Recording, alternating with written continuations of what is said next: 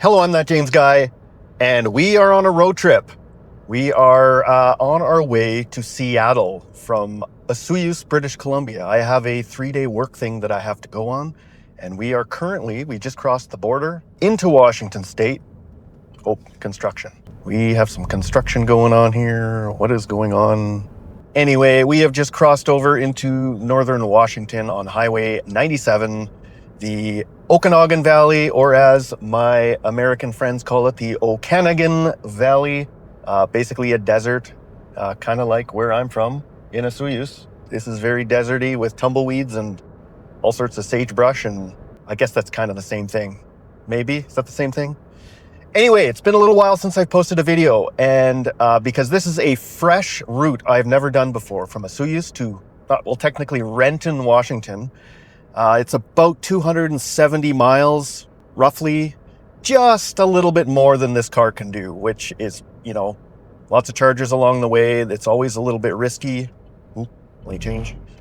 A little bit risky when you're in a foreign land and you don't know how the chargers work because you don't have the apps for them and all that stuff. But I've done my research. Apparently just a credit card tap is all we're going to need. It's probably going to be in Leavenworth. That's where I'm planning to charge. I could delay it, but I know there's a good charger there from PlugShare. So plugshare.ca is a pretty good source for knowing which chargers are good and which chargers are not good. There's ratings. Every time I charge at a foreign charger that I don't know about, I always give it a rating out of 5 you put in, and it, gives you a rating, right? Anyways, it's beside a Safeway, so if I need to grab a coffee or something like that, I can do that. But I haven't posted in a while because it's been summertime and my friends convinced me to get into golfing. And with that, I did not touch the KLR. I did not hardly touch anything starting in the beginning of June. So sorry about that. No content, whatever, don't care.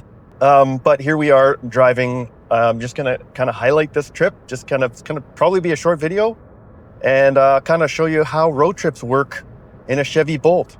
I've done it a bunch of times already, and there's no complaints. This car is more than capable, especially in summertime.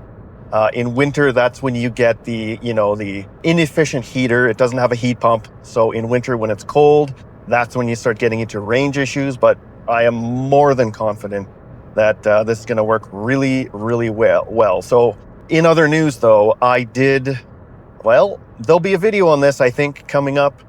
I did sell the KLR, and the reason is, just be really quick because that'll be in that video. I don't have any friends around that ride motorcycles. All my motorcycle friends live down on the coast, 4 or 5 hours away. So other than my annual motorcycle trip, the KLR just started collecting dust, and I just felt bad for it, And thing didn't owe me anything. I could have probably just kept it, whatever, but I really felt sorry for it.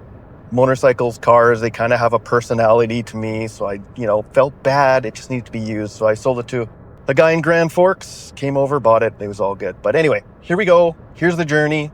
We will continue motoring along on Highway 97 south. Yeah, we'll head towards Seattle. I think this is a total of a 5-hour drive. I think I've got about 230 some kilometers left.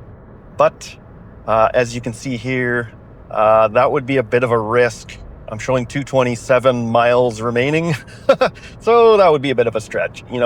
Could probably do it, but for a 10-minute, a graze charge, kind of like, cows moving from one area to the other where they graze on grass along the way. We'll call this a graze charge, not a full charge. And we'll, give her a little top up in Leavenworth, the little cute German town, which we will get to next, unless something crazy happens.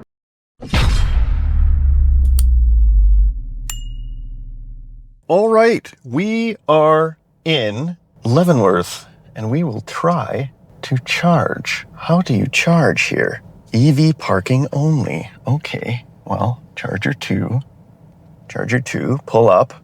Oh, I see a place for a credit card. Let's see what happens here, folks. Let's see what happens. Leave the car on. Okay, CCS. Oh yeah.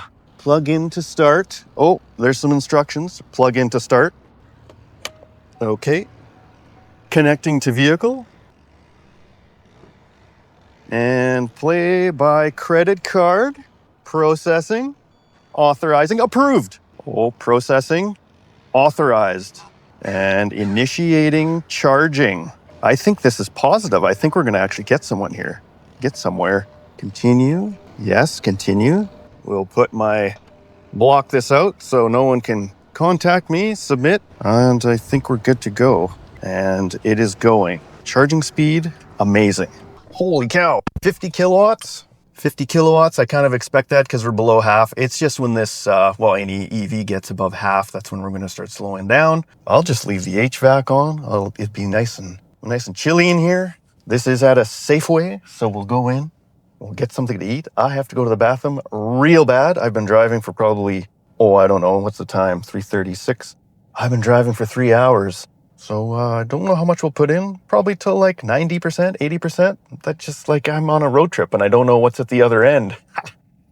So anyway, this hasn't been stressful at all. It's been a lovely drive. You can see some of the scenery driving along the Columbia River, down Highway 97, through Brewster, past Lake Chelan. We didn't actually go into Lake Chelan or anything. Just the orchards and vineyards and river and cool bridges and all sorts of cool things. So I like road trips. I like road trips even with electric cars. It turns out 53 kilowatts. That's actually more than this car's supposed to be able to do. But I guess the HVAC is on. So maybe that's why we're pulling some for the HVAC. All right, it's been 40 minutes. We're at 83%. You can see here what that looks like. And over there on the screen, well, let's unplug this thing. 83%, and it costs $16.35 US. That ain't cheap. Holy crap. Compared to our Canadian chargers, that's insane. So let's stop. Hit the stop button. Things will go click, click, click, and we'll just unplug and we'll start driving. Please unplug.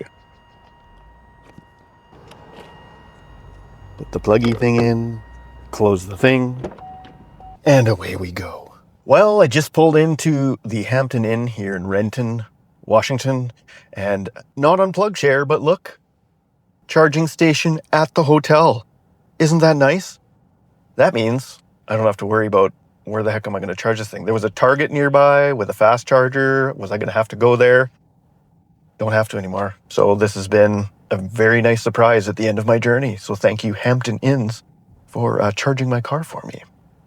Anyway, got a couple days of work stuff, then we're going to head back, and I'm going to leave with a fully juiced up car after that, so it's all good. All right, we're leaving for home.